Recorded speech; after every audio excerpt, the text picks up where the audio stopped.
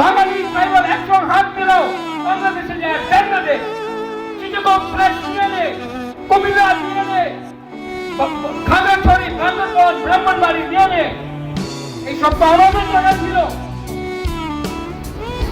আজকে সত্য কথা আছে, 1946 নোয়াখালীর রাইতে করে महात्मा गांधी महाराजा बीर विक्रम ने एक खत लिखे छिलो, महाराजा आप प्लीज इनको त्रिपुरा में जगह दीजिए वरना ये इनको मार रहे हैं नोआखाली में।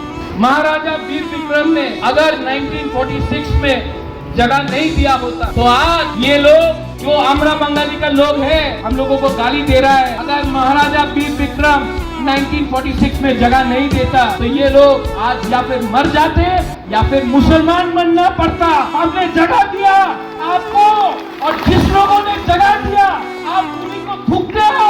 थूक के आप लोग इतना बेईमानी करोगे। आज तिपरा शाह लोग ने जिसके पास खाने के लिए कुछ नहीं था हमने हाथ दिया, जगह दिया, आज आप लोग हमको गाली देते हो।